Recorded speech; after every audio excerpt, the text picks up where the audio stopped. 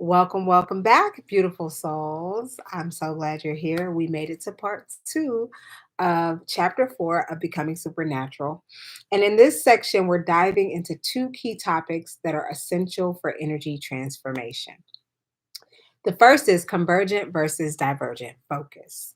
So, Dr. Joe explains that most of us live with convergent focus, which is where we place our attention and are on the material world or problem solving and thinking in linear patterns. But to truly activate the energy centers, we must learn to shift into divergent focus, which is opening our awareness, softening our gaze, and becoming present with the space around us.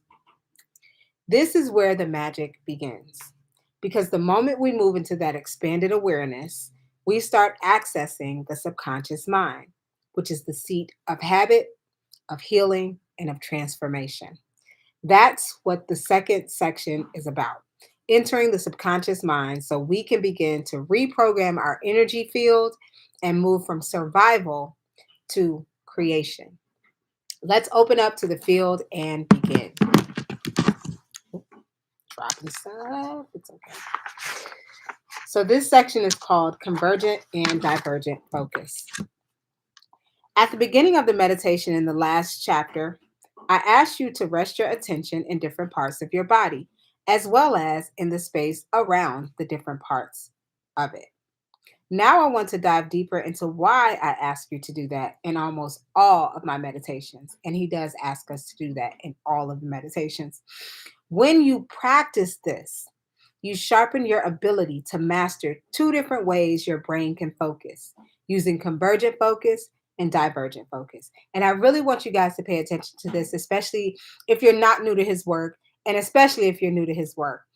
You really want to condition your brain to learn how to focus both ways because it will help you in your everyday life as you're problem solving, as you are reconnecting with people from your past, or you're revising your relationships, as you're making new connections and new relationships with different circumstances and different opportunities.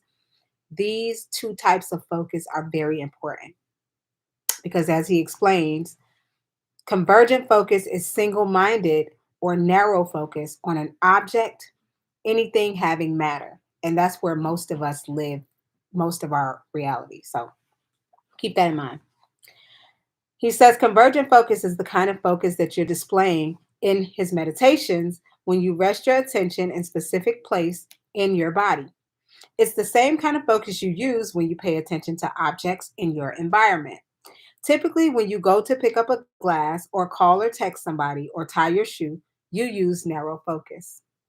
The majority of the time that you're in narrow focus, you're focusing on objects or things that matter, which are matter, and people or places in the outer world. Mostly things that have three dimensions. This is why we call it 3D.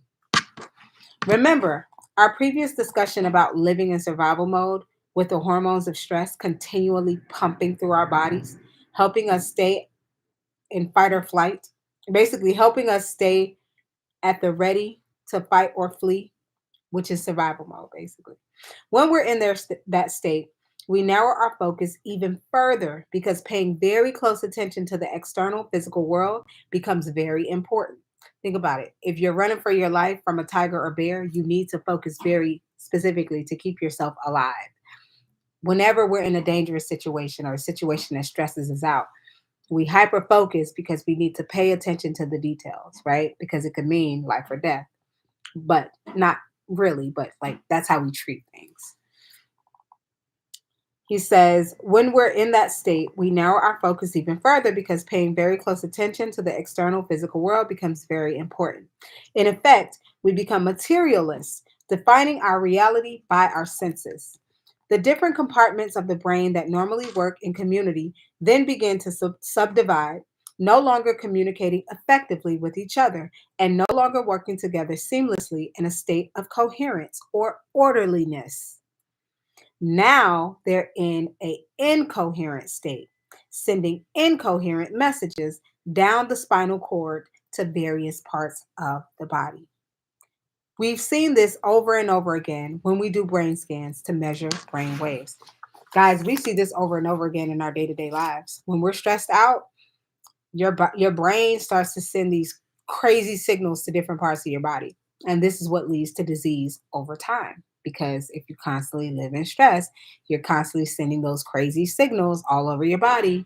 Your organs are getting weird mixed signals that it shouldn't be getting all the time. You see how we create disease? Yeah. As I've said before, when your brain is incoherent, you are incoherent. See? And when your brain is not working right, you are not working right. It's as though instead of playing a beautiful symphony, your brain and body are producing a cacophony, which is like a bunch of clamor and loud noises with different instruments all at the same time. And because of this unbalanced, incoherent state, you are left trying to control or force outcomes in your life. You try to predict the future that's based on the past, and you do that in part by paying more attention to your outer world of objects and things than you do to your inner world of thoughts and feelings. In other words, you stay in narrow, convergent focus, obsessively thinking about the same things over and over again. That's what stress does. It influences you to obsess about your problems so you can be prepared for future worst case scenarios based on your past memories. Being prepared for the worst outcome gives you a better chance of survival because no matter what happens, you are prepared for it. At least you think you are, but you're really just in survival. However, when you change your attention from using this narrow focus to adopting a more open and broad focus, as you will do in this meditation, you can become aware of the space and so the light and energy around your body in space. This is called divergent focus. You go from focusing on something to focusing on no thing, on the wave, which is energy, instead of the particle, which is matter. Reality is both the particle and the wave. It's both matter and energy. So when you practice using narrow focus to rest your attention in different parts of the body, acknowledging the particle, and then you open your focus so that you sense the space around these parts of your body in space, acknowledging the wave, your brain changes into a more coherent, balanced state. That part was really interesting to me, guys. I love that. This next section is called Entering the Subconscious Mind.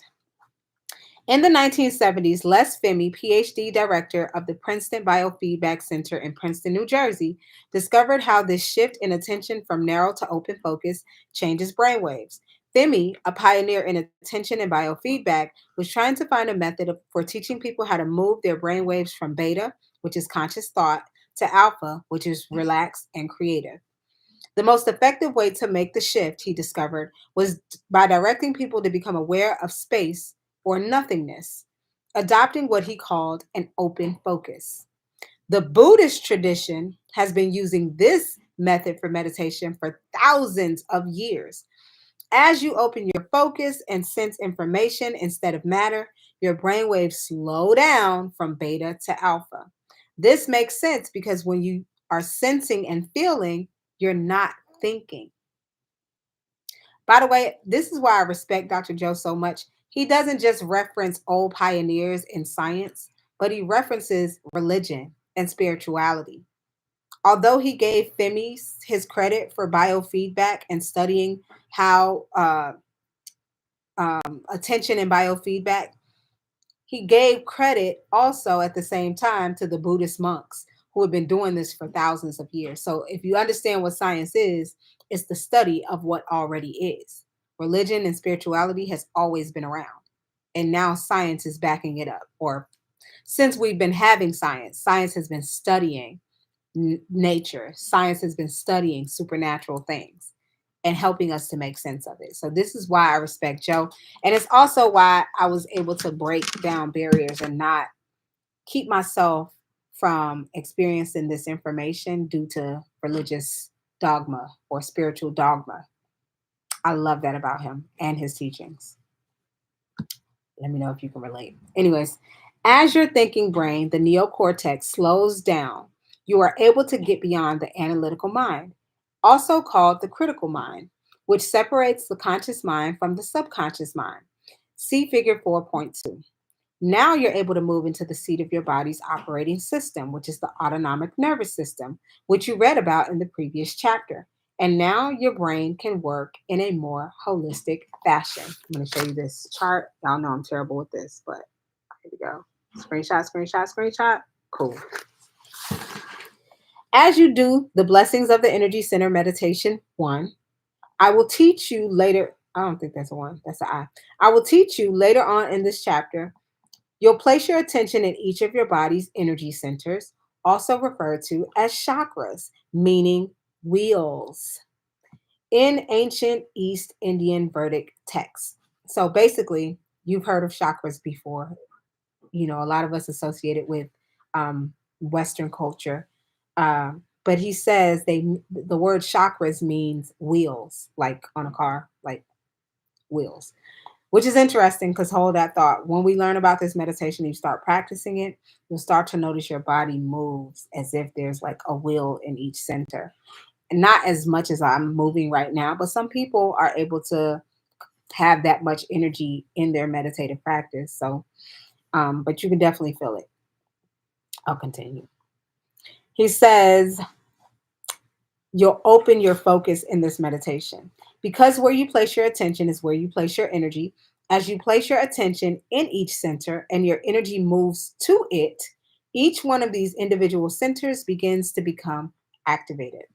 It's no mystery that if you have a sexual fantasy in your mind and brain, for example, as energy moves into that center of your body, it's going to become activated in a very specific way. And when it does, organs, tissues, chemicals, hormones, and nervous tissue are all going to respond.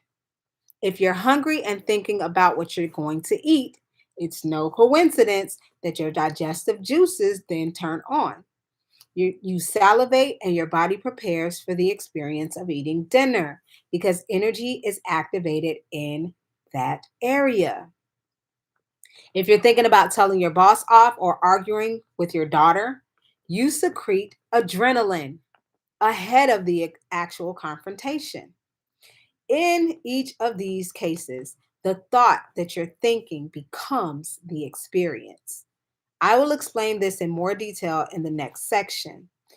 And then when we talk about the individual energy centers. But for now, it's enough to know that this happens because each center produces its own chemical hormonal expression, which then activates the organ tissues and the cells in each area. Y'all, this is like crazy. Like, but it makes total sense. And I love that he used these examples for sexual fantasies or like masturbation, like just thinking about something that you want to do at that time arouses you in those organs. So it is very true what he's teaching about where you place your attention is literally where you place your energy. He even talks about when you're about to argue with somebody, how now your stress hormones turn on automatically because you're thinking about arguing. You're thinking about the war you're about to have with this person. And now you have adrenaline and cortisol, which are stress hormones in your body just from thinking about that. By the way, stress hormones should be activated when you're actually in danger. When you're arguing with somebody in your head, you're not in danger. You're just choosing to focus on something that pisses you off. Anyways, guys. He says, so imagine what would begin to happen if you were able to slow your brain waves down in a meditation and get into the operating system of each of these energy centers by placing your attention in the space around each center, opening your focus. Each of these centers would then become more orderly and more coherent, which would signal neutrons to create a new level of mind and activate the organs, tissues, and cells of that region, producing each center's own hormones and chemical messengers. And if you do this repeatedly over time, you would begin to affect real physical change in your body, guys. Literally putting your attention on these different centers as if you're about to do, or you're about to eat, or you're about to argue, or you're about, but now you're intentional because you're putting it in these areas with a very clear intention of orderliness, of healing, of coherence, of harmony, of peace, of calm, of homeostasis. Now you're getting your body to respond and behave in the way that nature intended. Woo! Anyways, in the community of students who do this work, people have healed themselves of chronic bladder infections, prostate problems, impotence, diverticulitis, Crohn's disease, food allergies and sensitivities like celiac disease, ovarian tumors, elevated liver enzymes, acid reflux, heart palpitations, arrhythmias, asthma, lung conditions, back problems, thyroid conditions, throat cancer, neck pain, chronic migraine headaches, brain tumors, and more. We've seen all kinds of improvements in people from doing this particular meditation, sometimes even after the very first time they do it. Those dramatic healings were possible because the students were able to epigenetically change the expression of their DNA, switching some of their genes on and others off, changing how those genes express proteins in their physical bodies, as you learned in chapter 2. Like, first of all, that was a lot. And I hope that this part of chapter 4 is piquing your interest in a way like no other chapter has. Because as I mentioned before, my favorite meditation of all his meditations is Blessings of the Energy Centers. And most people who have healed chronic illness in general, or in any of his testimonials, stories of transformation, they all love this meditation because of what it does scientifically, placing your awareness on these areas intentionally instead of putting it out there on the people and circumstances of your life that you're mad at, that you're fearful of, all the things. You literally change the way your DNA gets expressed in your body, the way your body reads the DNA. You're literally getting your organs to properly function, to give them the space to thrive internally in your internal environment. Anyways, the more you expand your focus, the more you open your heart. In part 3, we'll begin exploring how the body's energy centers actually work and what happens when we become more conscious of them. You don't want to miss that.